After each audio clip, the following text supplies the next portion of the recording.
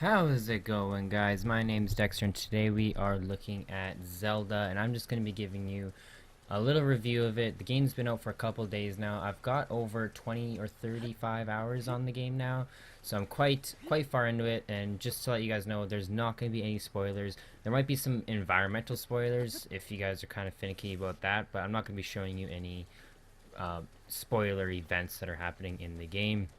Anyways, let's just start right off with the actual gameplay.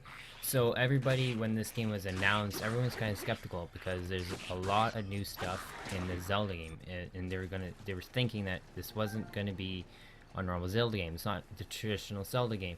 Well, it's it's still the Zelda game. It's just those tweaks that they added really do emphasize the gameplay, and I will go over those in a couple minutes. But like the gameplay itself and all the new stuff in it, like the voice acting, a bunch of people I knew were really worried about the voice acting, and to be honest, it actually helps with the story. Now that I actually hear people's voices and the emotions in some of his voices, it's just incredible. Because trying to get off emotions just through words is really hard. But now that they actually have voice acting, it's really good. Anyways, some things that I really enjoyed in this game was, for number one, they don't hold your hand in this game.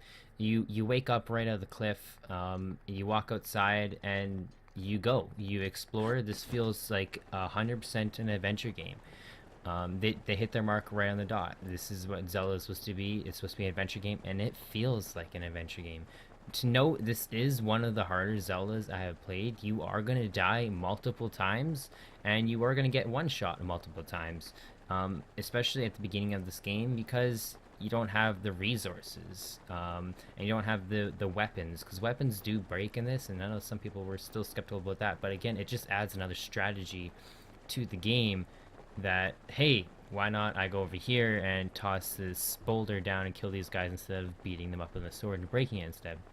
So it just adds another layer on top, which I think isn't too much, but it still sticks to the Zelda franchise.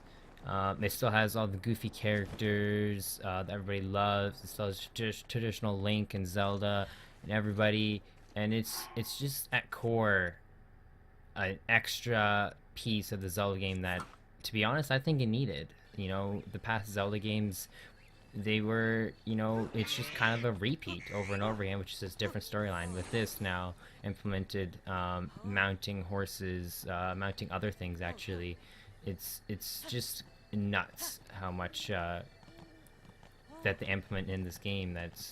It's really good.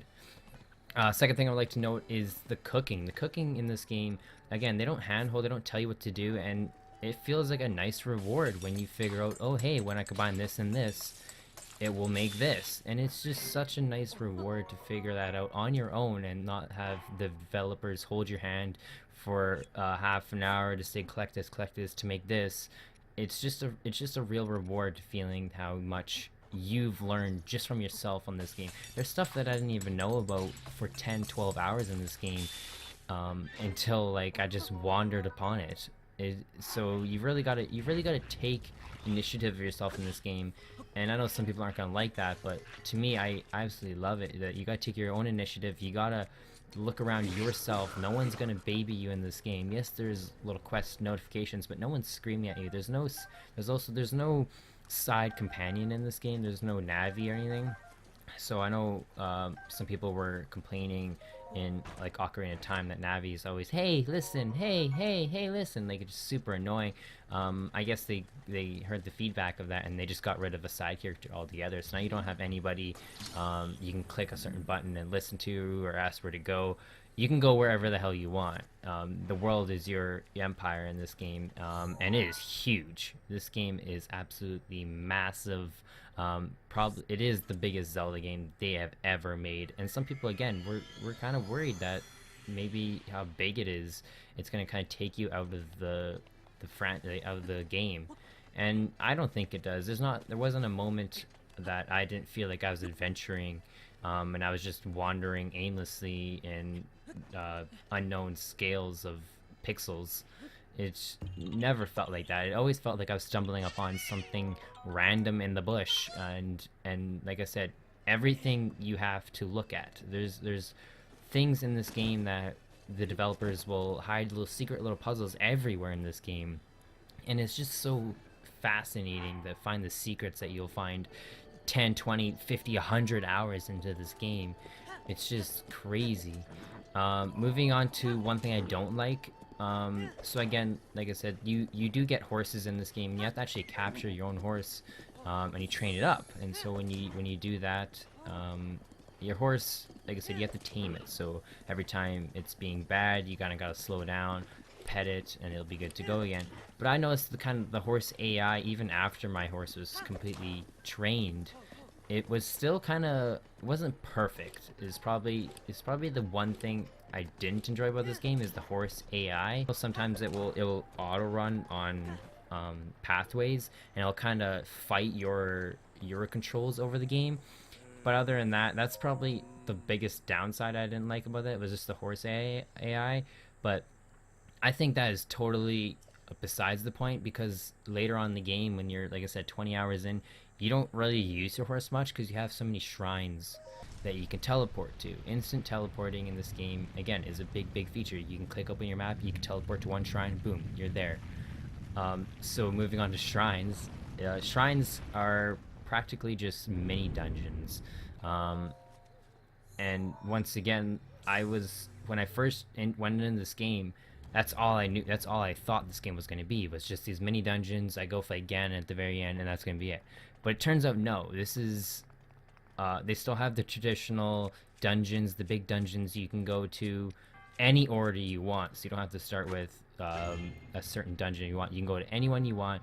But then, like I said, just this bonus shrine, the bonus mini dungeons, they just feel so rewarding when you complete the puzzle, and the reward you get from them.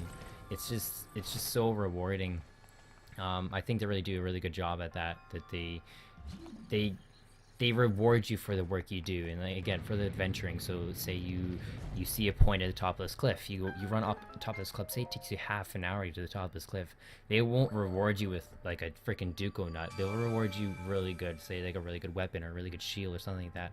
And it's just, they understand that you need to be rewarded for how much you struggled to get to this point, or did, or stuff like that. Other than that, guys, the combat in this game is also very kind of normal Zelda, you know. But you got like your counters. So when a person would attack you, you can press the side button, shuffle all the way, and you can still attack them. The shooting, the arrows and bows, I love that. Like, you can jump off your horse, hop off your horse, and shoot in like slow motion at somebody, which is freaking amazing. Like, when you get a headshot, you can get double damage, and it's just again, it's just so nice to see those features that are added. And there's so many features in this game that are added in that, like, again, it's just so nice to have it.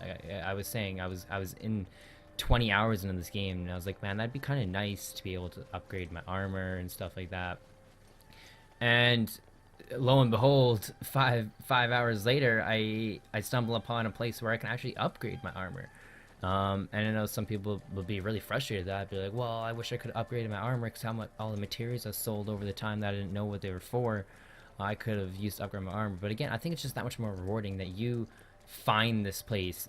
In the real world, no one's going to tell you, hey, this is where you get this. You have to actually find those places. Yes, you have Google, but that's beside the point. Like, back in the day, you didn't have Google or anything like that. You had to go find where and what this does, or what this thing is. And I think that's the point of this adventure game. Like, you gotta know that this is an adventure game. This isn't a role-playing game in the finest, I guess. It technically is a role-playing game, but there's no levels in this, so you gotta understand that. And like I said, if you're any kind of a Zelda fan, definitely pick this game up. This is definitely one of the strongest, if not one of my favorite Zelda games so far. It's kind of tied right now for Skyward Sword, but I'm not even finished the game yet. This is, like I said, this is super duper long game, and you are going to struggle in this game. I'm still 30 hours in, and I haven't even scratched the surface of how deep Zelda Breath of the Wild really goes. Moving on to what else I like was you can change and customize your Link kind of however the way you want. So you can go around Hyrule and you can find different armor sets that will sometimes increase your damage or resist cold, resist heat, other stuff like that, increase your attack power, little things like that. And you can also go around and find, like I said, different bows, different swords, battle axes, and it's super nice to add that feature added in where you're not wearing the hero's tunic every time now. You're not wearing the master sword and the shield and all of that. You get your weapons and it just makes it that much more valuable to you. Um, and just another, like I said, another aspect to this game that you had to conquer. And moving on to that, which this game does have very intense environments. So like there's sometimes really cold environments or sometimes really hot environments, which you got to kind of counter out to. Like as soon as you come out of the cave, not really much of a spoiler, but you're faced with you have to conquer to get to a certain point. The next point you need to go is you have to get there, but you have to stay warm. It's in a cold environment, so you have to figure out right at the pretty much at the very beginning of the game. Hey, how am I supposed to resist the cold? So again, they don't teach you you can resist cold through eating or through clothes, but you have to figure that out yourself. And again, I think that's just so rewarding having that. Anyways, guys, I would definitely rate this a super duper high. Like if you ever gonna get the Switch, definitely get this game. If you're ever thinking about getting this game, do it. Just get the game. You will definitely won't be disappointed. Like I said, it's definitely on my higher list of Zelda games, even probably my highest list of all-time favorite games ever. Anyways, guys, I hope you enjoyed my little review of the game. If you want more, don't forget to leave a like down below or comment down below. Hope you enjoyed my review, and I'll see you guys tomorrow. Stay awesome.